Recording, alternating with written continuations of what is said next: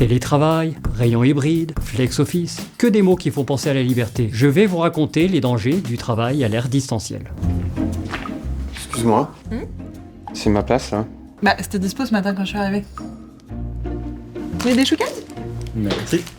Le flex office est vendu comme favorisant les échanges, en permettant de faire des découvertes, de rencontrer les autres, de découvrir les métiers, les activités des autres. Mais dans les faits, on constate plutôt des stratégies d'appropriation du territoire et des réflexes claniques. Le réflexe d'appropriation est naturel. Même en classe, quand on n'est pas obligé de s'asseoir à la même place, on s'assoit quand même à la même place. Ce qui nous rassure dans le fait d'avoir sa place, je pense que c'est plus le pouvoir s'installer, de retrouver ses repères. En fait, c'est presque anthropologique, ça permet d'avoir sa bulle. Et quand on est dans un endroit à chaque fois qui est nouveau, il faut se réapproprier et ça demande de l'effort.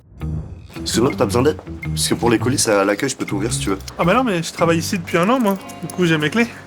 Bonne journée.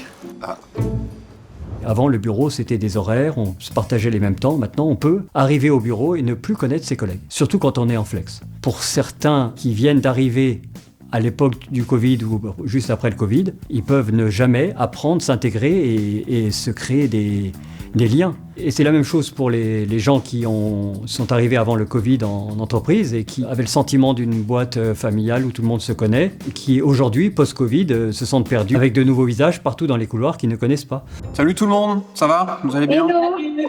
Hello.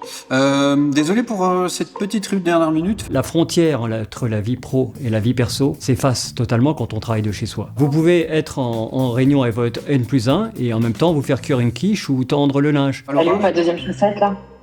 Pardon, Antoine? Votre enfant vient vous interrompre quand vous êtes en pleine réunion, c'est nouveau. Du coup, les collègues qui sont de l'autre côté découvrent aussi votre chez vous. Et surtout, vous voyez, il y a toujours des accidents. Mélissa, les chiffres. Bah les chiffres c'est... Ah! C'est chaud putain! C'est chaud? Pourquoi c'est chaud? Non, je me suis brûlée avec ma casserole! Tu attends, assis, couché. Mais déjà assis, pourquoi tu veux que je me couche? Je suis en pleine balade avec mon chien en fait, ça tombe mal. S'il vous plaît, les gars, un peu de sérieux, on parle des chiffres, c'est important, faut qu'on envoie la presse, quand même. Cette vidéo est assez humoristique, mais moi j'aimerais faire quelque chose, j'aimerais donner mon avis. Si vous êtes un entrepreneur ou bien si vous êtes salarié, travailler depuis chez soi est une catastrophe. Hein. Ça n'existe pas à l'être humain qui se sent plus à l'aise en travaillant depuis chez lui. Moi je parle en connaissance de cause. Depuis 2019, je travaille depuis chez moi. Alors oui, j'ai peut-être fait un peu d'argent, je suis peut-être arrivé un peu à mes fins, mais physiquement et mentalement, c'est une catastrophe. C'est une catastrophe. Dès le moment alors déjà pour ce qui est de la sédentarité, vous prenez beaucoup de poids, vous ne serez jamais autant productif en allant à l'extérieur pour travailler.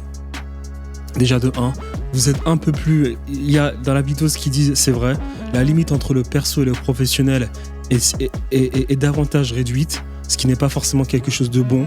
Si vous êtes en couple, et en plus de cela, avec une femme, déjà de 1, les femmes ne sont pas capables de faire la différence entre le perso et le physique, entre le perso et le professionnel. Alors, travailler depuis la maison avec une femme, je peux vous dire que ça va laisser des séquelles à votre couple. Pour ce qui est de vous, je vous le garantis, ne vous enfermez pas chez vous. Plus vous vous enfermez chez vous et plus vous êtes soumis au stress du quotidien dans votre entrepreneuriat. Dans votre entreprise.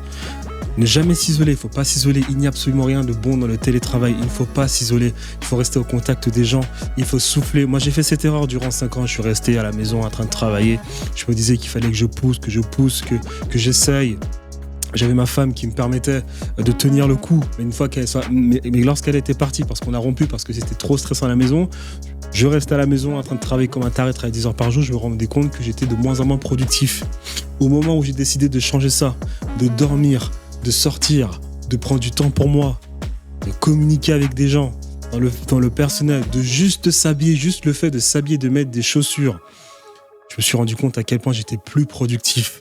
Souvent, pour la plupart du temps, lorsque vous sortez et que vous marchez dans la rue, vous pensez, vous regardez en haut, en l'air, les nuages, vous allez vous rendre compte à quel point les idées fusent pour votre business. La mobilité, qui dit mobilité, dit créativité. Qui dit mobilité, dit créativité. Votre corps n'a jamais été fait pour rester assis sur une chaise durant plusieurs heures.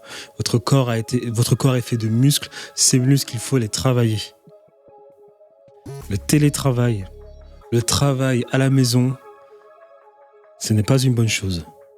Même si vous êtes une personne qui n'est pas très sociable, excusez-moi. Mais si vous êtes une personne qui n'est pas très sociable, vous devez vous forcer à le faire. Vous allez vous rendre compte que interagir avec des humains va vous permettre d'être très productif. Tout recentrer sur votre entreprise est quelque chose qui n'est absolument pas bon. Plus vous recentrez toute votre vie sur votre entreprise, et plus vous serez soumis au stress. Plus vous centrez tout sur votre entreprise, et plus vous serez isolé. Plus vous centrez tout sur votre entreprise, et plus vous serez plus à même, et plus vous serez davantage dans cette comparaison de vos accomplissements vis-à-vis de l'autre. Ce qui va encore doublement créer du stress. Sortez, parlez avec les gens, allez dans des salles communes où des gens travaillent. Ne mettez jamais votre entreprise en premier plan. Quand je dis premier plan, c'est-à-dire que si vous avez une sorte de hiérarchie dans vos préoccupations du quotidien, peut-être que votre entreprise a la première place, mais il faut que il faut que cette activité qui a la seconde place ne soit pas trop éloignée de l'entrepreneuriat. C'est-à-dire que vous ne donnez pas à l'entrepreneuriat la première place, la deuxième place, la troisième, la quatrième et la cinquième place pour ce qui est des activités de votre vie au jour le jour. C'est vraiment le meilleur moyen de ne pas arriver à ses fins. Moi, je parle en connaissance de cause. Donc, travailler depuis la maison, c'est absolument pas une bonne chose. Absolument pas une bonne chose.